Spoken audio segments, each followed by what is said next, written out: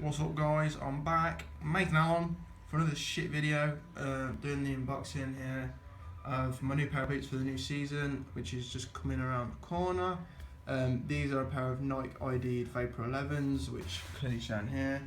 I'm not doing this to brag or anything, this is because I just genuinely don't have anything to upload, and you know, I thought I'd add something else to my channel, even if no one enjoys it anyway. But yeah, so I like to do some unboxing for the boots. Now these do come at, I think, a fair price of around £200 if you do a Nike ID order, but hopefully the durability will see it last through the season, depending on certain variables. How many 2-footers are getting. Anyway, I'll open the box and show you the boots themselves. Now clearly I've got rid of some of the packaging that are unnecessary really, and yeah, so I'll get right into it. So before we start into the boots, we have a black drawstring bag, and now inside of these does contain, if you'll be patient, oh, there we go. Why was I even bothering? Now these are my replacement studs for my soft grounds. Clearly has a bit of a detailing, 15 and 13. Now these are obviously for different surfaces, so if you want to play on something that's a bit firmer, you can swap them out for smaller studs to obviously take off a bit of the stud pressure when you play on a hard pitch. But most of the time when I'm playing, pitches are horrible and soaked anyway, so this is why I've gone for a soft ground variation instead of a firm ground. And I'll get into the boots themselves. But regardless, just anyway, these come with a bar that you obviously use to tighten. And if I get into the boots themselves, it will show you that you have to tighten these clockwise, in a clockwise manner, to tighten them anyway, if you wish to swap them out. But here are the boots themselves, and to be fair, I genuinely think they look quite nice. To be fair, obviously they're made by myself, which says there. But yeah, so in terms of just aesthetics anyway, we have like a solid red set of laces with a red tick, and with a brighter red detailing, almost going into an orange, almost into a, not a pink, but an orange salmon colour almost.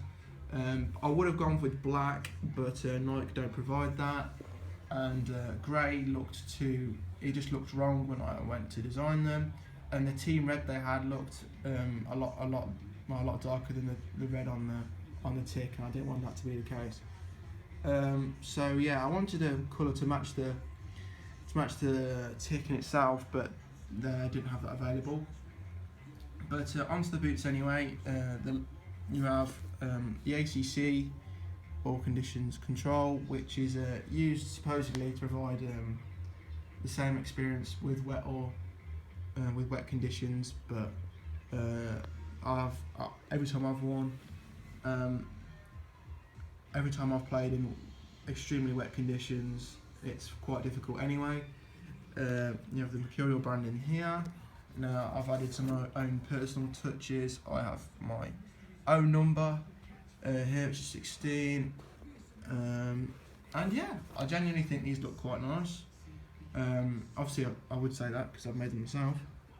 I'm hoping these will last for a season or so, and this is made with a Atasian synthetic, and you have the tongue here, which is a one piece, so it actually as it splits at the front, it becomes part of the shoe and can't move at the back, and that's a synthetic leather for the tongue. But yeah, you have the sole plate, which is 2 soft ground studs at the back and 4 at the front. You have obviously the sticker, which I'll eventually remove, and you have a toe pick on the left hand side, as you see there, and a firm ground stud on the right, which is done to provide a bit more downforce when you sprint, obviously, because you sprint on your toes. As you can see, well, as it's known, with the sole plate for the Vapor 11s, they have introduced some anti-clog technology, which is to stop mud developing on the sole of your boots, but I cannot see that happening at all. I've never finished a game without my boots being caked with mud anyway. But with the upper as well, the good thing is, hopefully, as you can see, there's a small lining across the front from where the sole plate meets the upper. Now I'm hoping, as you can see, it just stops about here. As you can see there, I'm hoping that will improve the lifespan of my own boots, because generally my boots tend to just about last the season, some of them if that. But yeah, I got these in I think I got these in a 10, a UK 10. Yeah, I got these in a UK 10. Just from checking on the other pair here. But yeah, you have the drawstring bag, which I think looks nice. I'll definitely use that to swap out my old one, which is wearing down a bit. You have the undersole, which is black. You have a Nike ID branding there. And yeah, I genuinely think these look quite nice. I can't wait to play them, to be fair, because I wore Hypervenom. I wore the Tech Pack Hypervenoms from a previous season, and while they were leather, which was quite nice, they didn't provide a nice tight fit, which is what I normally go for. So yeah, you know, as I say, this isn't to brag or anything. This is genuinely because I have nothing to post on my channel. But I hope you enjoyed what shit content I've brought to you. You know, with the studs and brace and all, and you know, I think they look quite nice. I can't imagine if these will last for a season, genuinely, because they are so thin. There is not a lot in the way between your foot and the upper, so if you get stood on, it's not going to be a pleasurable experience at all. But yeah, I hope you enjoyed what I've brought to you, despite how shit it is. I will try and do when I get one of my new pair of shoe socks, when I get those come through eventually, I will show you those and why you should get them. But for these boots, they do run at a very high price because Nike do charge a lot regardless. So if you go for the top end models, you will spend a fair price. It's quite dear, to be fair. So your best bet is to use a third party to try and find a deal on something that is still a top end boot. So use a site like ProDirect, of course. But yeah, these are my ID boots.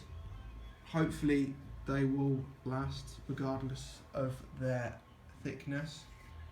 But this has been Mason Hallon with a shit review, with a shitty little unboxing, shit content. Shout outs to Keith. Keith, you're a legend. By the way, Atkins, you have awful videos.